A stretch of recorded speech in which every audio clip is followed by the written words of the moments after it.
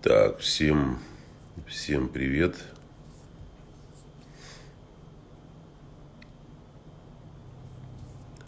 Всем привет. Маникюр, педикюр.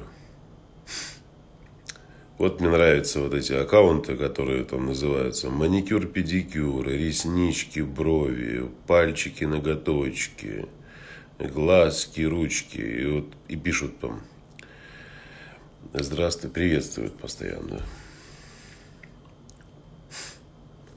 Вот.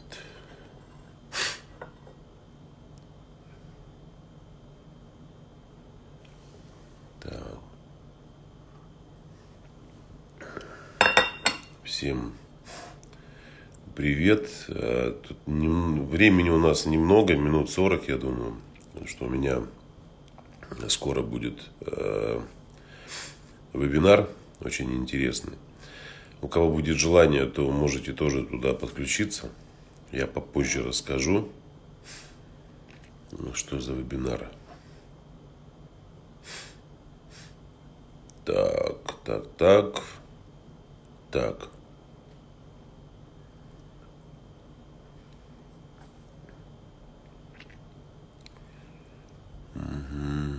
4 года встречаемся. Раз в 3 месяца психует и уходит к маме, говоря, что ему никто не нужен. Потом опять вместе. Думаю, это провал. Я вам могу сказать, у вас еще почти идеальный мужчина. Он всего 1 раз в 3 месяца уходит к маме. А если говорить серьезно, то, к большому сожалению, очень многие сами же мужчины не понимают и не осознают того, что иногда необходимо побыть в своем личном собственном пространстве. Либо же побыть рядом с другими мужчинами, рядом с которыми ты можешь проживать себя настоящего. А настоящего — это значит слабого и не всегда успешного. Очень часто мужчины, а вот в вашем случае происходит следующее. Видимо, мужчине некуда идти, и он по какой-то причине сбегает к маме. А может быть, под предлогом сбежать к маме он потом общается со своими друзьями, например. Вот. На самом деле в этом ничего такого нет, в отстранении мужчины. То, что он к маме убегает, это не очень есть хорошо, конечно. Все-таки, если он собрался отношения строить с вами, то здесь, конечно, нужно уже подумать над разводом с мамой. Оформить его уже раз и навсегда и прекратить заниматься вот этой ерундой. Очень многие мужчины не разведены со своими мамами. Отсутствие развода с мамой — это невозможность, нежелание проживать свою жизнь, ориентируясь на собственный выбор. Вот когда мужчина не ориентируется на свой собственный выбор, постоянно прислушивается к маме, советуется с ней, что она ему скажет, что она ему порекомендует, а как она отреагирует на его женщину, на то, в каком она платье, какие на ней сапоги, сколько денег она тратит на прическу, как долго она спит. Вот мужчина, не разведенный с мамой, он постоянно пытается маме угодить, что он начинает нервничать даже. Это абсолютно истина. Когда, например, мама приезжает в гости к вам, его мама, и у вас начинаются конфликты моментально, резко, потому что, видите ли, ему хочется, чтобы мама осталась довольна его выбором, и он начинает психовать, что вы действительно можете там где-то чего-то не доглядеть, поспать, упустить что-то, не так ответить, не так посмотреть. Это неразведенный с мамой мужик. Разведенному мужчине с мамой ему вообще абсолютно все равно.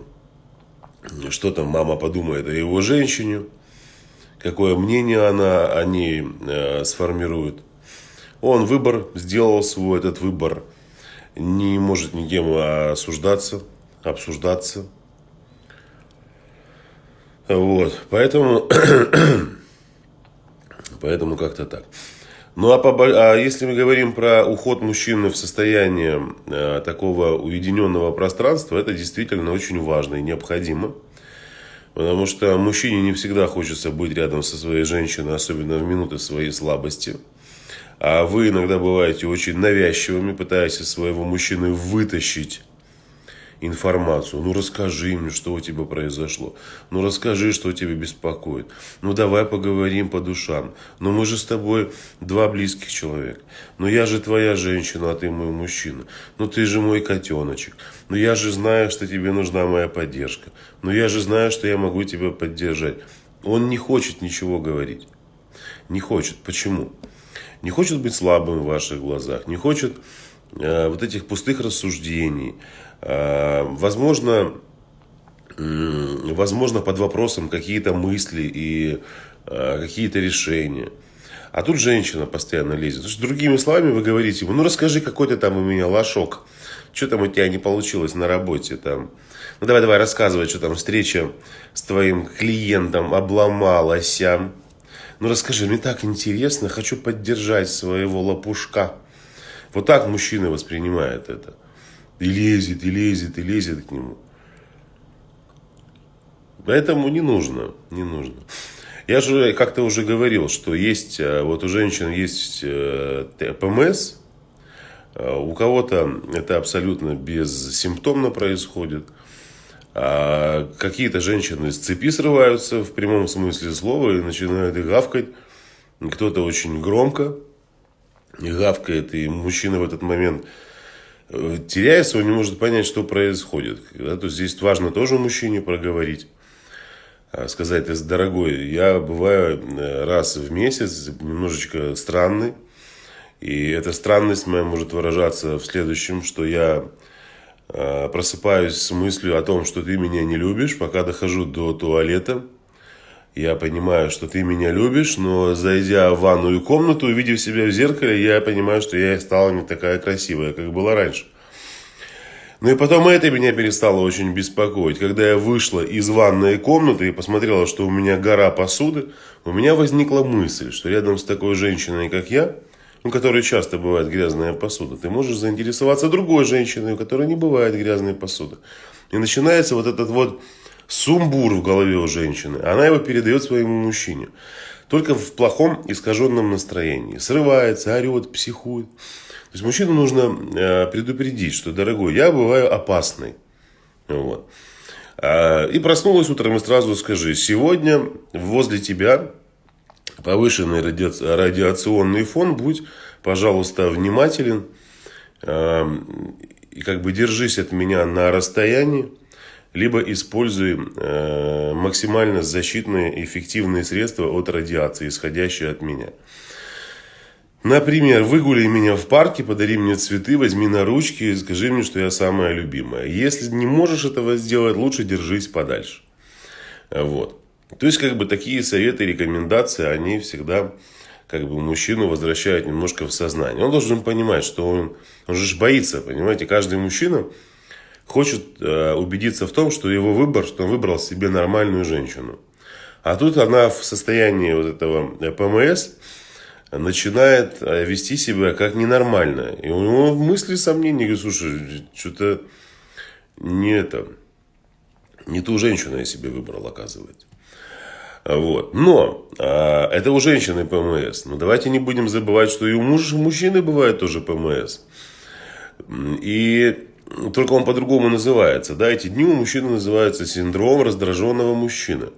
Это когда гормональная система, нервная система мужчины, они проживают определенную трансформацию. Так же, как и женский организм. Своего рода очищение такое, перенастройка. В этот период мужчина тоже может быть очень раздражительным, агрессивным. Его могут... И причем длительность этих раздражительных дней может достигать там и до недели, у кого-то 8 дней, у кого-то меньше, больше. Вот. Поэтому вы должны понимать это тоже. Вы должны понимать это. Вот. А тем, кто считает, что это чушь, я рекомендую почитать побольше книжек.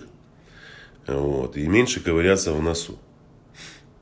Дабы не пробить пазуху носовую и не повредить центральную часть мозга, рядом с которой расположена другая часть мозга, отвечающая за логическое мышление. Будьте внимательны, пожалуйста. Когда читаете книжку, особо не задумывайтесь. Приветствую. Как безболезненно для себя и детей развестись с нарциссом? Он всю жизнь меня будет преследовать. Может ли угрожать? Ну, угрозы от лиц с нарциссическим расстройством личности действительно могут поступать. Это факт. Не всегда, конечно, но могут. Максимально безопасно, вы абсолютно правы в том, что выход из отношений с таким типом мужчин должен быть максимально безопасен для вашей психики. В первую очередь. Да? Во вторую очередь уже нужно думать про своих детей. То есть в первую очередь вы думаете о своей безопасности. Почему? Потому что если вы будете вне безопасности, то и детям вашим будет плохо. Для этого необходимо что сделать? Первое. Предупредить всех своих родственников, близких, не очень близких, дальних родственников, друзей, знакомых, тех людей, с которыми вы взаимодействуете, о том, что вы приняли решение развестись с этим человеком.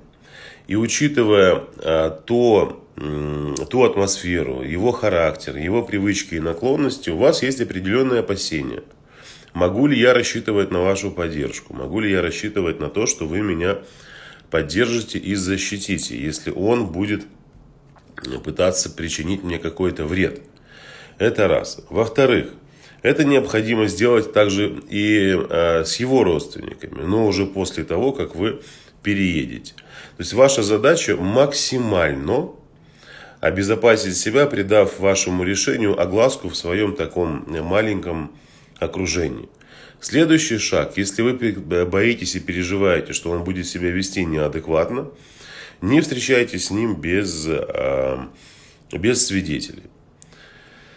Потому что, как правило, такие мужчины очень любят прийти на встречу со своей женщиной под предлогом увидеть детей, и у них начинаются опять эти приступы. Начинают обесценивать, начинают уничтожать.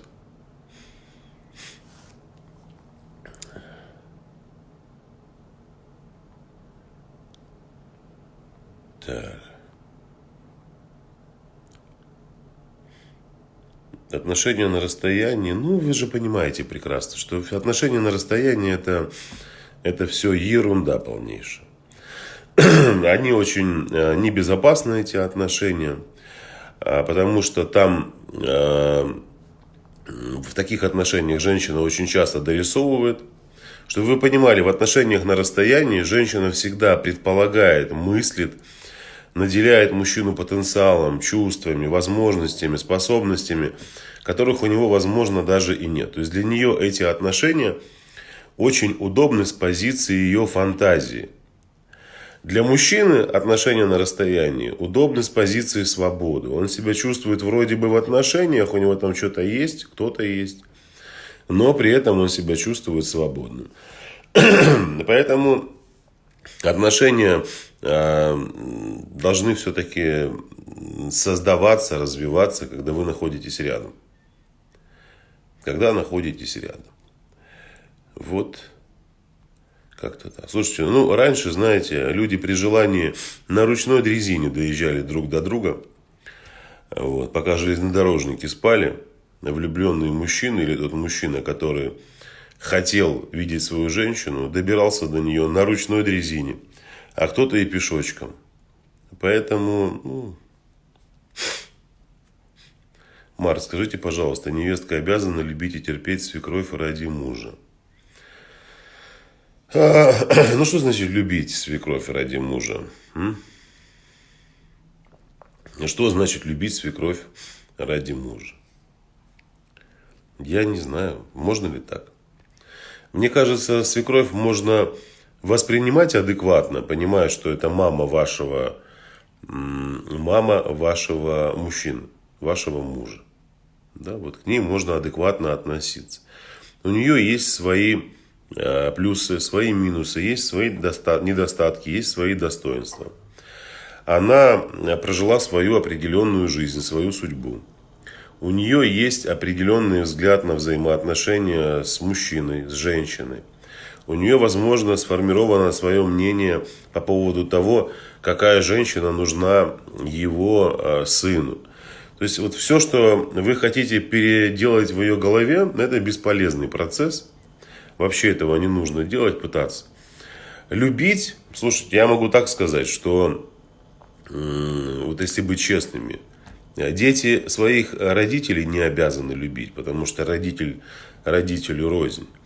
Да, то есть есть такие родители, которые своих детей с детства уничтожали, а потом, когда вырастают дети, они требуют от них любви, ласки, заботы и внимания. А у ребенка атрофированы все чувства, заморожены.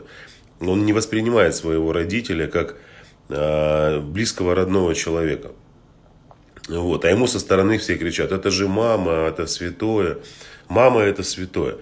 Я с разными людьми работаю. И есть у меня жертвы сексуального насилия. Да, вот есть у меня там, были, например, клиенты такие, пациенты, где мама насиловала своего ребенка. А потом, когда ей исполнилось 64 года, она вспомнила, что у нее есть сын, который ее возненавидел. И ненавидел ее всю свою жизнь. И ненавидел в прямом смысле слова. И когда она умерла, пришел и плюнул ей на могилу. И вот мы сейчас, конечно, можем на этого человека броситься и сказать: какой бессовестный, как же так можно было? Это же мама, она тебя родила. Но мы же не прожили акты насильственных действий сексуальных со стороны мамы, правда? И поэтому мы так вот и не можем говорить. А у него вот такая ситуация была. А тут вы говорите про свекровь. Что значит обязан любить? Никто никого ничего не обязан любить. Адекватно воспринимать, относиться адекватно, с уважением, пожалуйста, пожалуйста. Но ни в коем случае не нужно выдавливать из себя.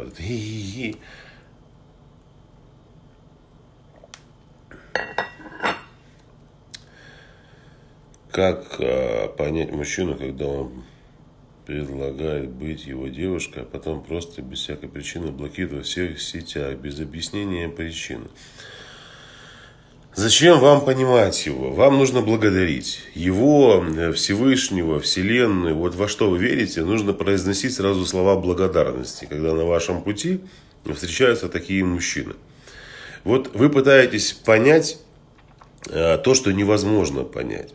Понимаете? То есть пытаетесь понять человека, у которого, возможно, проблемы с головой. Может быть, у него какое-то психическое расстройство. Может, вообще, что вы туда лезете? Он своим поступком вам показал: слушай, я больноватый, не нужно со мной общаться. Поблагодари Господа за то, что я показал тебе это вот сегодня, здесь и сейчас. Вот. Потому что если бы ты узнала о том, что я болен, когда у нас было бы 2 детей, это было бы гораздо больнее для тебя. Поэтому радуйся, дорогая моя, жизни, хлопай в ладоши, сбегай себе, купи кусочек тортика.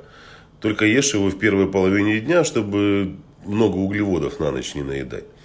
Поэтому радуйтесь. Радуйтесь. Я всегда говорю и мужчинам, и женщинам. Вот когда на ранней стадии отношений мы показываем друг другу, кто мы есть, нужно радоваться, а не расстраиваться. Расстраиваться, представьте, что потом происходит, когда у вас уже дети, семья, и вы узнаете, что с вашим мужчиной какие-то проблемы, что у него какие-то отклонения. Ведет себя как-то неадекватно, абьюзивные наклонности. Лучше узнать, что ты шлюха на 3-й день знакомства, нежели узнать об этом, когда ты уже беременна. Понимаете? Вот и все. Вот и все. Потому что обычно мужчины там говорят женщинам: если что-то не так, значит проститутка, значит какая-то не такая, значит больная. Радуйтесь, что это все происходит на ранних стадиях. Замужние женщины имеют право на работе в мужском коллективе с чужим мужчиной поцелуями обмениваться и чмоками. Ну что значит с поцелуями и чмоками обмениваться? Вот это на рабочем месте. Это где они там работают? На какой-то съемочной площадке немецкой, Возможно, там они все обмениваются чмоками. Но если это бухгалтерия на каком-то предприятии, она заходит, целует сначала инженера, потом главного техника, а после этого еще замглавбуха, это уже, конечно, подозрительно. Подозрительно. Вот этот обмен любезностями с поцелуями, это исключительно договоренности людей, которые находятся в паре. Вот. И если для женщины и для мужчины это нормально, они к этому относятся с пониманием, ну, значит, пускай так и делают. Если подобное поведение может задевать чье-либо самолюбие, там, женщины, мужчины, это вызывает какие-то неприятные ощущения, нужно договариваться. Нужно договариваться. Но это очень индивидуально, понимаете?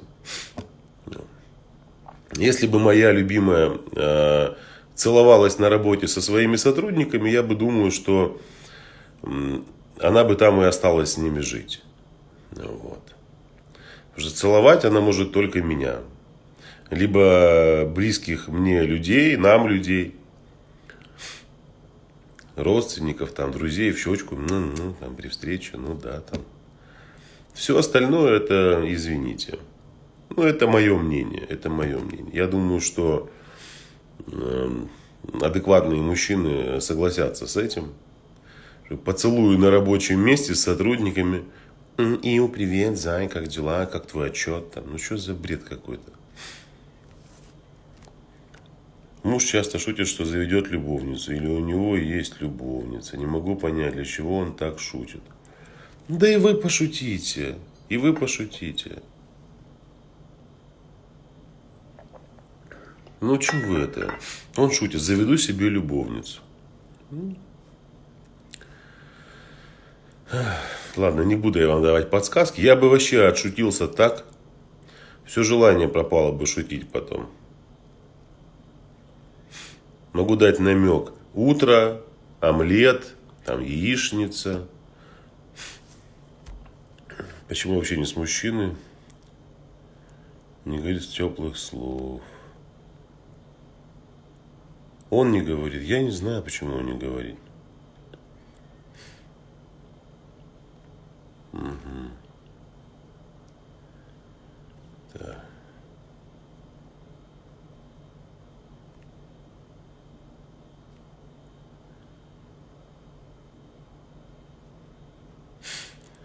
Уф, надоели сопли женщин. У всех одно и то же. Марк, когда начнется курс Я бренд?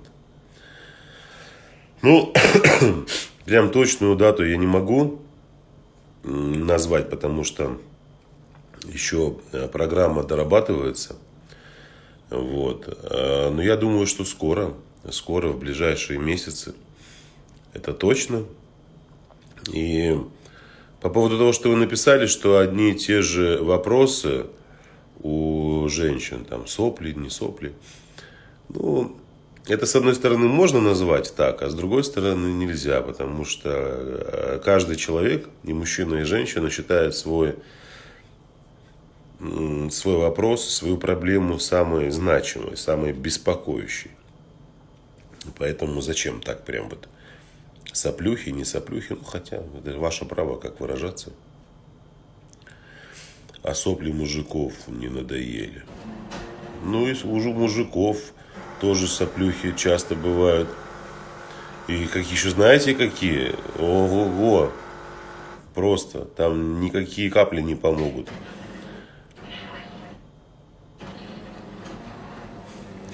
Я хочу тоже знать, сколько можно любить мудака много лет, которые не заслуживают этого. Что вы меня спрашиваете? Вы себя спросите, сколько вы еще будете любить мудака, который этого не заслуживает. Что за ерунда такая? Я люблю мудака, который этого не заслуживает. Да вы его не то, что вы себя не любите. Там к нему любви никакой нет, привязанности.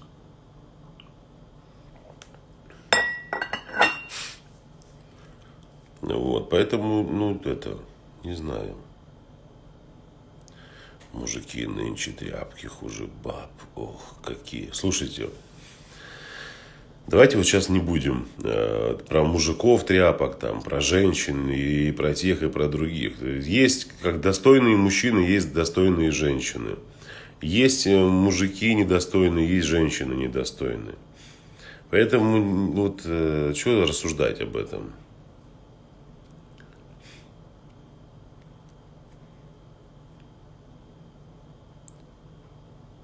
Как вы считаете, можно жить с мужчиной, который позволяет себе наркоманить? Ну, если вы хотите жить с наркоманом, живите. Живите. Я, знаете, скажу так. Были с Настенькой мы в Тольятти, вот недавно буквально. И поехали там по делам. И вышли из машины и смотрим, там 3 наркомана пытаются что-то найти в кустах. Не в кустах, а в таких. Возле дома там газон. И в газоне. И с кем-то по телефону разговаривают. Вот, но я так понимаю, там какую-то закладку они искали. Кто-то, видимо, оставил там наркотики. А их уже так трясло. Вот они прям на такой. Там ломка конкретная у них была уже. И они прям нервничали очень. Не могли найти, там ругались друг на друга. Вот. И я не знаю, вы же представляете, что такое отношение с наркоманом? Вот просто вдумайтесь. Вдумайтесь, что такое отношение с наркоманом. Если вам это нравится, пожалуйста, пожалуйста.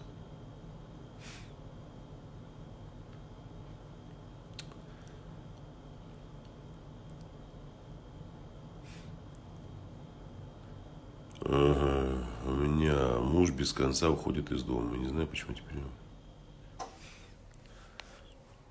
Я не знаю, ну, правда, я не знаю, там причин может быть масса, почему он из дома уходит. То, что так не должно быть, ну да, это странновато. Как заинтересовать, зацепить мужчину? Заинтересуйте и зацепите себя сначала. Лучше всех получается цеплять мужчин у тех женщин, которые умеют себя зацепить. Как зацепить мужчину? Ну, тут не знаю, там какой-то рыболовный магазин, карась. Берете удилище, леску, крючок побольше, мужика сзади хватит за хребет.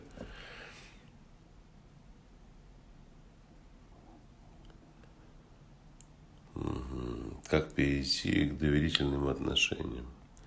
Вопрос доверия – это очень сложный вопрос. Очень сложный. Недоверие формируется там, где вы не знаете, что произойдет. Первое, да, что произойдет в том случае, если вы узнаете и увидите, и почувствуете, что вас обманули. Ну, это женщины особенно. Значит, переживают многие.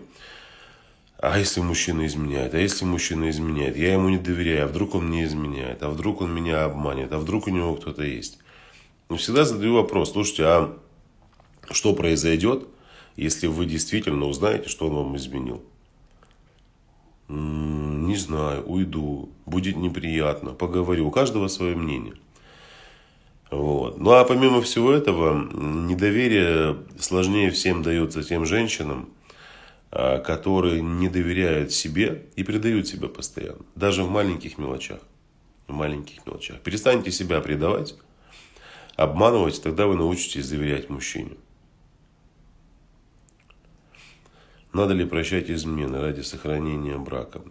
Вообще, если вы хотите, конечно, прощайте, но я не знаю, простите ли вы на самом деле. Очень многие женщины говорят, да, я простила, на самом деле там никакого прощения нет.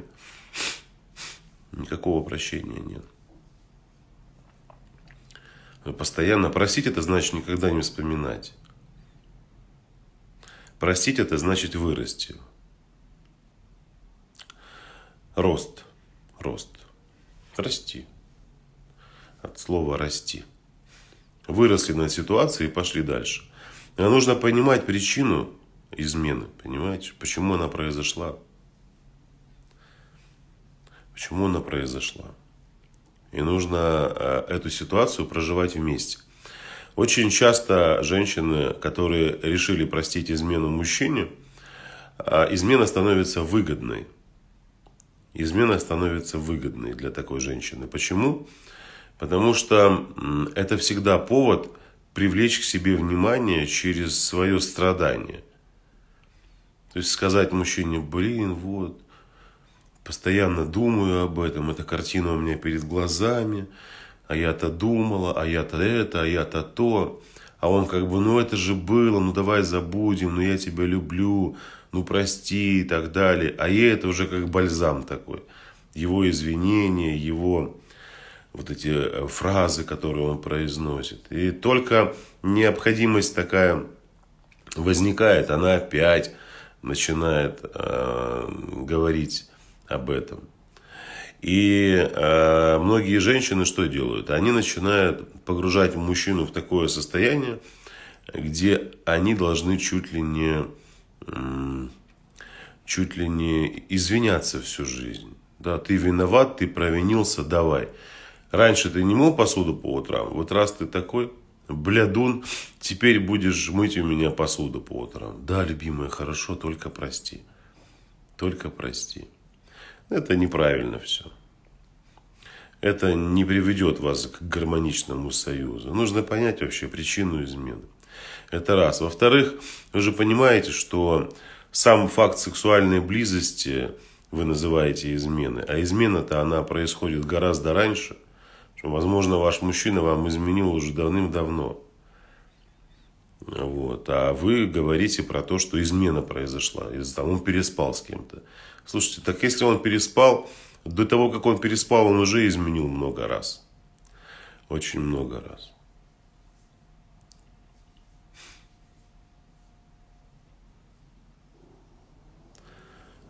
Да, женщина помнит измену. Почему я ощущаю себя в долгу перед своим мужчиной за его подарки или подобные финансовые поступки для меня? Спасибо. Ну, потому что, возможно, это такие программы родовые, стратегии, детские еще. Хочешь, чтобы тебя любили, заслужи. Хочешь, чтобы ты чем-то обладала, нужно много работать и вкалывать. Ничего просто так не дается. Понимаете? Бесплатно только сыр в мышеловке. Вот эти установки, они могут быть уже записаны вами. Это могут быть отцовские послания, от папы эти послания могли исходить. Может быть, это были послания вашей матери. Они у каждого есть послания, которые очень схожи. Есть ваши личные послания, вот, которые присутствовали в вашей семье. А может быть, это от бабушки, а может быть, еще от кого-то. То есть вы вот ориентируетесь на эти послания, и, естественно, возникает ощущение: я недостойна, я не заслуживаю, я что-то должна. Ничего вы не должны. Ничего не должны. Ничего не должны. Это решение абсолютно относится к мужчине. Это его ответственность. Это его ответственность. Он делает подарки. Вы их принимаете, либо не принимаете. Все. Поэтому тут не нужно себя накручивать, там что-то придумывать. Появилась такая мысль: неловко, я заслуживаю этого. Даже не заслуживаю, я достойна этого.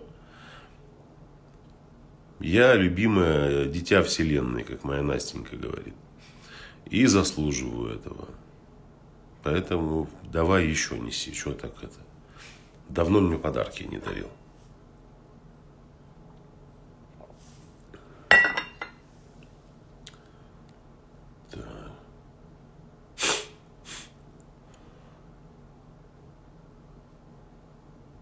Мой сын сказал, что вы похожи на Венома.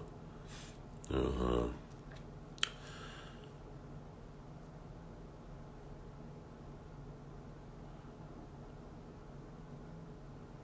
Добрый вечер. А я чувствую себя неловко, если нет цветов. Это тоже хорошо.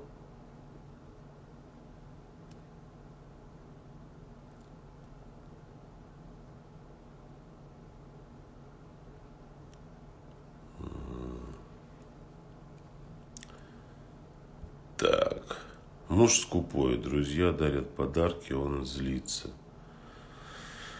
Ой, да пусть злится, слушайте, пусть сам дарит подарки, что же жлоб. Зажал для жены любимой лишние 100 тысяч.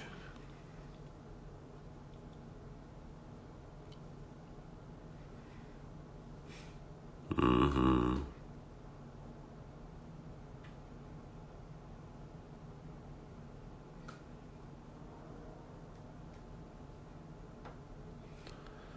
Вы тут уже между собой общаетесь. Очень рассчитываю на вас. Я купила ваш курс 25 мая. Во-первых, это хорошо.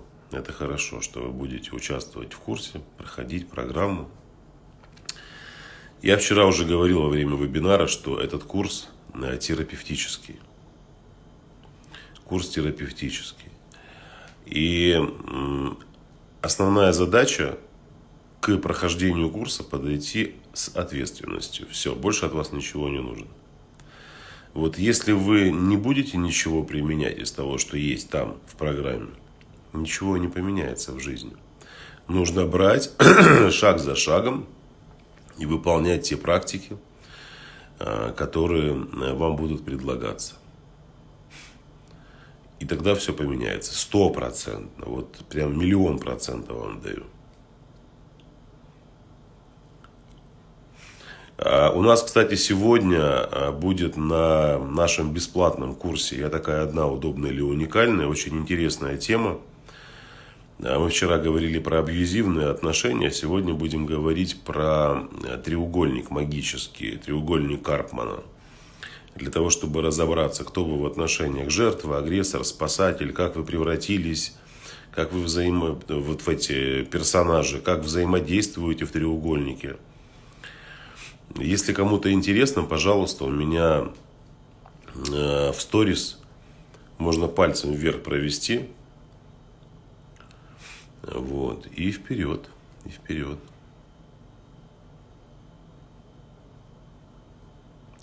Может ли расстояние испортить отношения? Мужчина в рейсе. Очень его люблю. В каком рейсе? В каком рейсе? И надолго ли он там?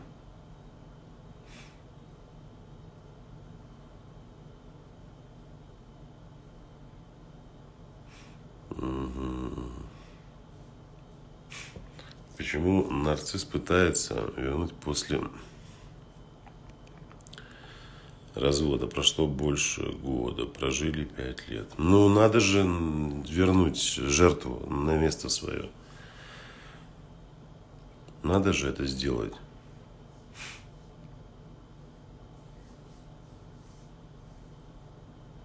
А если мужчина просит вернуть его подарки? Вернуть, отдайте, этому слизняку, пускай катится, червь дождевой.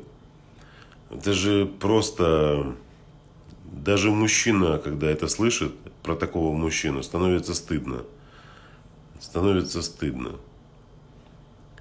Да чего вы, отдайте и вообще даже просто избавьте свое пространство от этой нечисти. Вы же представляете, какая там энергия в этих подарках. Просто уйди, вот правда. И проветрите квартиру, как он выйдет, только если он в квартире там еще. Все проветрите. Чтобы даже не дышал нигде. Пускай он живет с этими подарками. Вы же понимаете, он каждый раз будет просыпаться, смотреть на то, что он у вас забрал, и будет вспоминать, что он не мужчина. Что он не мужчина. Это не. Что представь, как это вообще?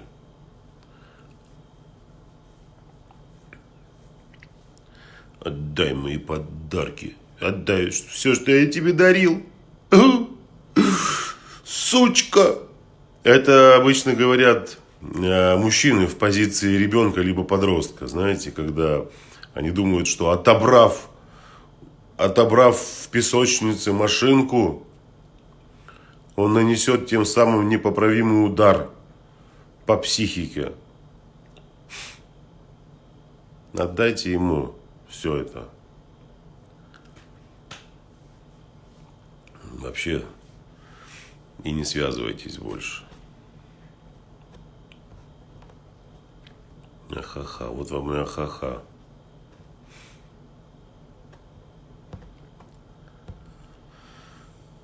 У меня муж бывший так поступил.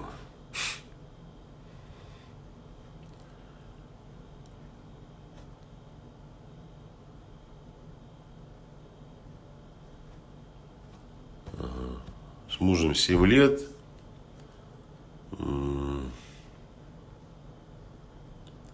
С его стороны много было. Измен, побои, скандалы. Но за последний год все хорошо. Ничего подобного не замечала. Это прекрасно, что вы не замечали ничего. Стоит ли верить ему? Я не знаю, что вы меня спрашиваете, если вы не замечаете ничего. Вы не замечаете, что он вас бьет, что у него измены какие-то. Может, он исправился, может, изменился. Может, еще что-то. А может быть и нет. Откуда же я знаю?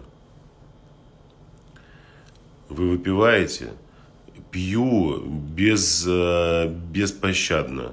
Не просыхаю. И прям и на тренировки хожу пьяный. И клиентов принимаю пьяный. И эфиры пьяный провожу. И за рулем пьяный. Вообще везде пьяный постоянно.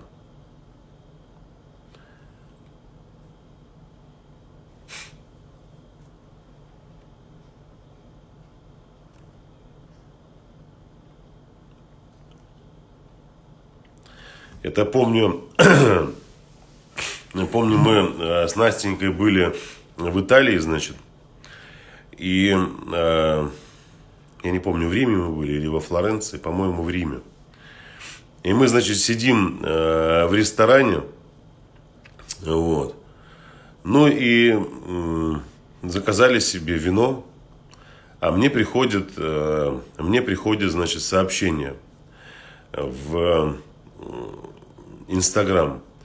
Марк, скажите честно, вы из клуба анонимных алкоголиков, что есть предположение, что вы подбухиваете. Ну, вот. Но я ж не могу каждому человеку, который считает, что я подбухиваю, ну, как бы оправдываться и объяснять, да, что я там очень много работаю, что я мало сплю, и там многие-многие моменты, как бы мы же взрослые люди. Вот. И я Настеньке говорю, слушай, давай подыграем ей. Давай ей подыграем. И там взял я, значит, эту бутылку, взбаламутил себе волосы, сделал такое лицо не очень трезвого человека. Она меня сфотографировала, я, значит, выложил эту фотографию в сторис. Может быть, вы помните, да. Был такой момент. Да, ну да, бывает. Признаюсь честно, да. Вот. Как грамотно опустить нарцисса, если он обесценивает твои старания? Например, вкусняшек наготовила, а он морду скорчил. И морда его, эти вкусняшки. Да я шучу. Я не даю таких рекомендаций. Как опустить? Вы же не пацанчики на районе там встретились. Вы наготовили вкусняшек, а он как бы не хочет. Ну для чего? Ну не готовьте вкусняшки. Же понимаю, как опустить нарцисса? Не знаю. Да.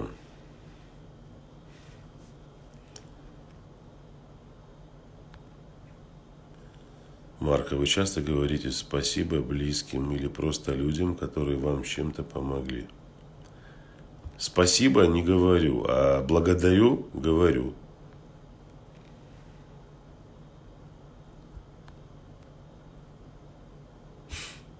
Угу. Может ли абьюзер поменяться, если сам захочет? Может, если пойдет в терапию.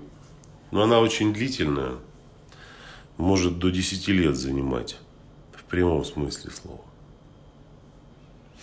Угу.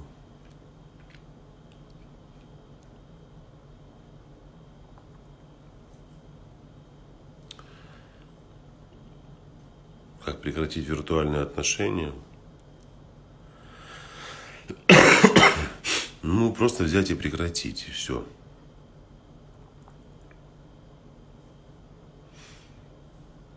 Если вы тем более понимаете, что вы никогда не увидитесь, ну, это просто, ну, для чего это нужно?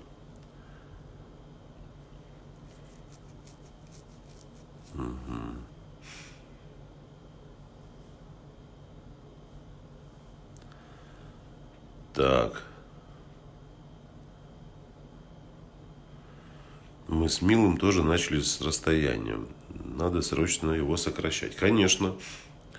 Чем быстрее сократите расстояние, тем быстрее придут все ответы. Тем быстрее придут все ответы. Вы поймете, стоит дальше продолжать или нет. Или не стоит.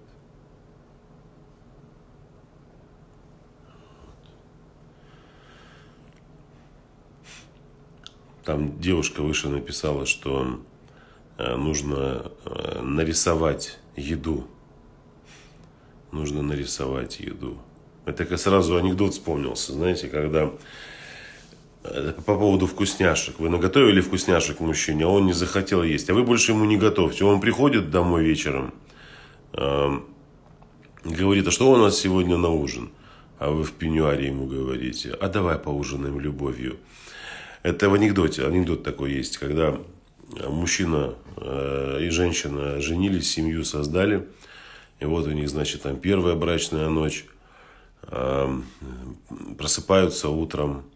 Он говорит, любимая, может быть, мы как-то позавтракаем? А она говорит, ну давай позавтракаем любовью. Я так долго тебя ждала. Ну, они занялись любовью, уснули. В обед просыпаются, у него там уже в животе бурлит. Он говорит, любимая, давай пообедаем что-нибудь. Так есть хочется. Она ему говорит, дорогой, а давай пообедаем любовью. Я тебя всю жизнь ждала, изголодалась по тебе. Опять любовью позанимались, уснули. В полдник, уже там полдник, как бы нужно уже что-то перекусить. Он толкает ее и говорит, любимая, ну давай же уже поедим. Она опять ему, давай пополдничаем, или как там это правильно сказать слово, ладно. Пусть нашим полдником будет занятие любовью. Он говорит, ну хорошо, давай. Но тут вечер, уже солнце село, жена просыпается, открывает глаза, смотрит. Мужа нет на кровати. Она засуетилась. Глядь, а он сидит без трусов на батарее. Она говорит, дорогой, что ты там делаешь? Он говорит, ужин разогреваю. Вот если мужчина не ценит того, что вы делаете для него, значит, предлагайте ему перекусывать и питаться любовью. Все будет хорошо. Так.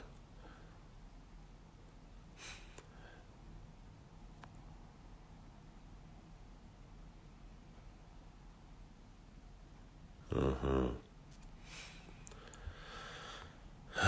Сейчас там был вопрос один, не могу его найти.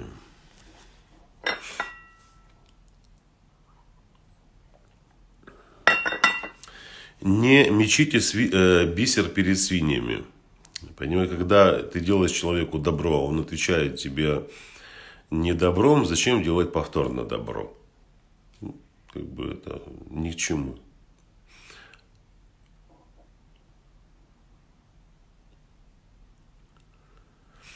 Что отвечать мужчинам на такую ситуацию? Вчера я с подругой ехала в такси, и таксист сказал подруге, что она красотка. А я, чтобы не обижалась на правду,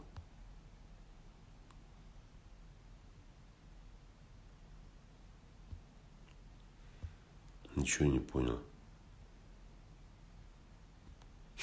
Я вообще не понял, чего хотели сказать этим.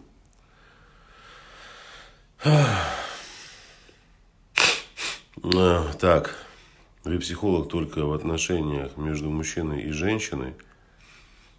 Нет, не обязательно. Почему только между мужчиной и женщиной? И просто с мужчинами работаю, и просто с женщинами. О своей любви мужчине никогда не говорите. Никогда. Держите это все при себе. Пусть он предполагает.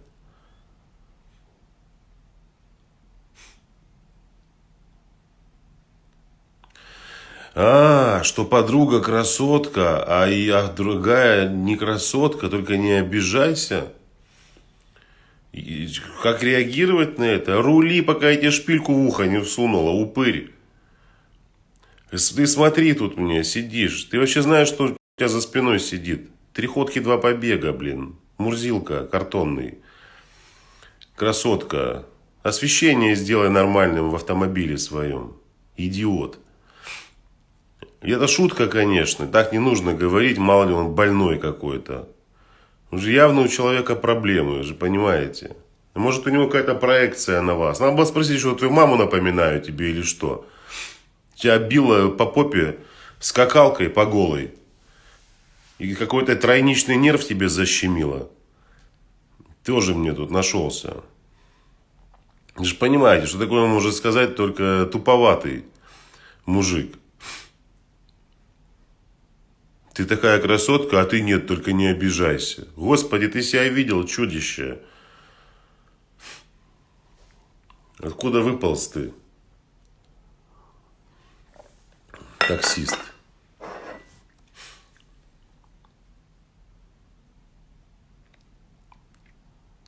Плачу я, мля. Так, ладно, у нас еще 5 минут есть. Сейчас у меня вебинар будет начинаться. Муж любит дочь больше, чем сына. Как реагировать? Как вы так решили, что он ее любит больше? Может быть, и не больше.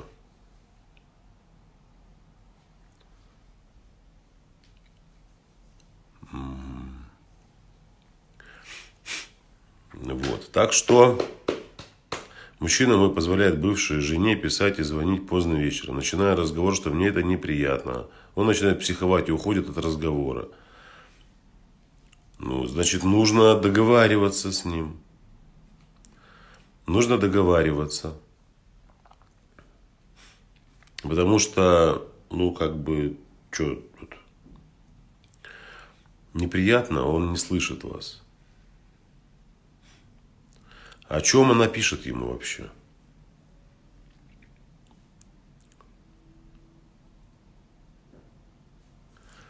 Если мужчина говорит, что любит, но жениться не хочет, был женат, есть ребенок.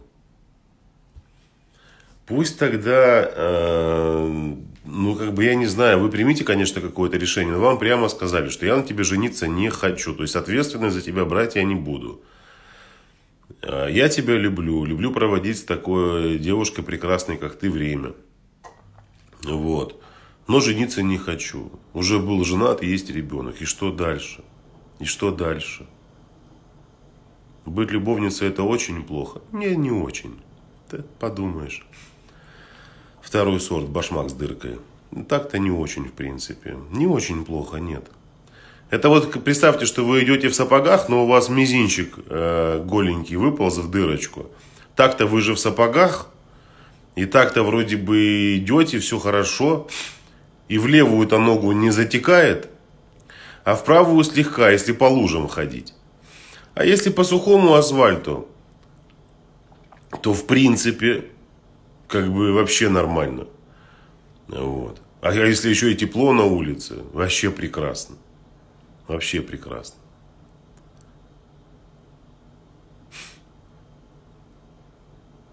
Вот. Так что, пожалуйста, решайте, думайте.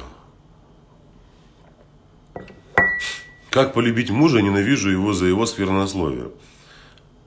Господи, вот смотрите, вам ваш организм, ваша нервная система, гормональная система и ваше сознание говорят о том, что вы находитесь рядом с человеком, от которого исходит опасность. Он сквернословит, он постоянно, я так понимаю, он там как-то неуважительно с вами общается. Вы пытаетесь обмануть свой организм, сказав ему, что это не так уж и страшно. Вот может быть, если я его полюблю, все будет хорошо. Да ну как это сделать? Объясните мне. Как это сделать? Я не знаю. Не знаю.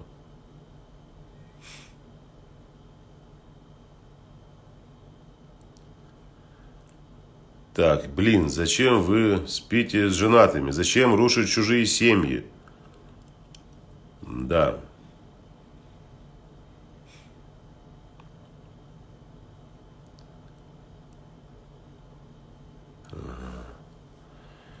И если любовница второй сорт, то жену тоже иногда во что не ставят. Ну, давайте сейчас. Давайте, расскажите. Расскажите. Вы знаете, ну ладно, не буду говорить, чтобы на ночь вам настроение не портить. Женщинам, которые спят с женатыми мужиками, не буду я рассказывать. Хуй с хуем. Как быть, если ты жертва? Сейчас закончится вебинар, прямой эфир. Вы заходите ко мне в сторис. Заходите в сторис ко мне. Там есть рекламка такая. Написано: жертва, агрессор. Желтенькая, по-моему. Спасатель. Свайпаете вверх, проходите регистрацию и бесплатно подключаетесь к вебинару. Как раз будем сегодня рассказывать о том, что значит быть жертвой, агрессором и спасателем в отношениях. Вот там все вы и услышите. Так что присоединяйтесь.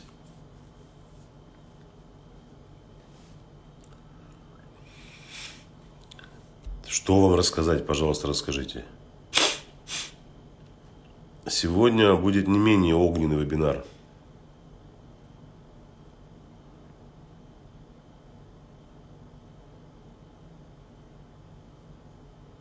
Знакомый сказал плохие слова. Стоит ли продолжать общение? За слова свои извинился и сказал, как жутко себя чувствует. И плюс еще сюрприз сделал. Ну, признал же. Ну, признал виноватым себя. Попросил прощения. Ну, все, отпустите ситуацию. Все мы ошибаемся. Муж в терапии и стал спокойнее, а мне скучно и не хватает драйва. Хо-хо! Это вот сегодня мы будем об этом говорить на вебинаре. На вебинаре. О чем говорить? О том, что большая часть населения Земли невротики, и когда все хорошо в семье, становится скучно. Нужно, чтобы была какая-то перчинка, чтобы на горизонте появилась какая-то сучка, чтобы он забыл, что сегодня ваш юбилей. Чтобы ты ему вынесла мозг, когда он уставший, хочет спать, а ты ему рассказывала о том, что у тебя не получилось связать топики или чопики для своего котенка. Сегодня об этом будем говорить. Это очень распространено. Очень распространено. Люди постоянно выбирают себе то, что будоражит их нервную систему. То, что запускает их детские программы и стратегии. Что там в детстве было примерно то же самое. То же самое. Поэтому приходите, регистрируйтесь. Ага.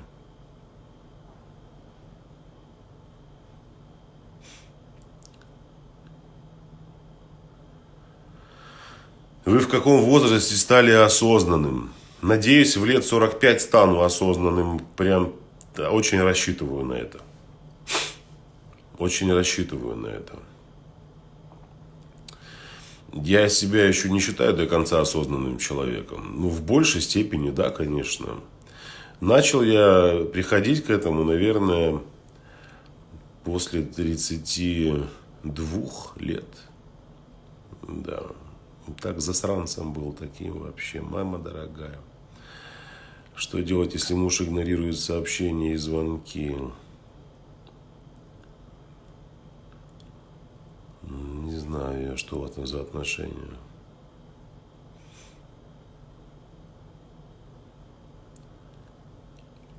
Да, да. Ссылка. Вы бороду подстригли или остригли? Ощипали. Ощипали. Не в то время и не туда зашел. Зажали голову и выщипали бороду. Все, 2 минуты. 2 минуты остается. Почему некоторые женщины любят чужое, женатых? Ну, потому что там у них проблемы в одной части тела.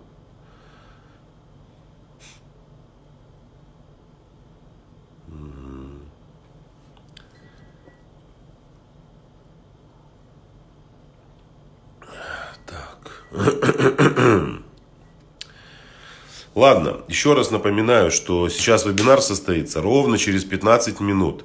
Девушки, тема вебинара: абьюзивные отношения, жертва, агрессор и спасатель. Посмотрим на то, каким образом формируется этот треугольник, как мы туда попадаем, как мы там взаимодействуем, возможно ли оттуда выбраться, какие там есть опасности, подстерегающие в этих отношениях. Поэтому давайте, пожалуйста, в верхняя часть профиля есть ссылочка, нажимаете, выбираете бесплатный курс «Я такая одна, удобная или уникальная», заходите, проходите регистрацию, там очень быстро получаете ссылку и присоединяетесь к курсу. Либо, пожалуйста, заходите ко мне в сторис, и в сторис можно также свайпнуть вверх, попасть на страничку. Вот, всем что, до встречи, переходите туда, у нас там еще 2 часа общения будет, поэтому до связи. Через 15 минут увидимся. Всем пока-пока. Этот эфир я сохраню здесь у себя в ленте в IGTV. До связи.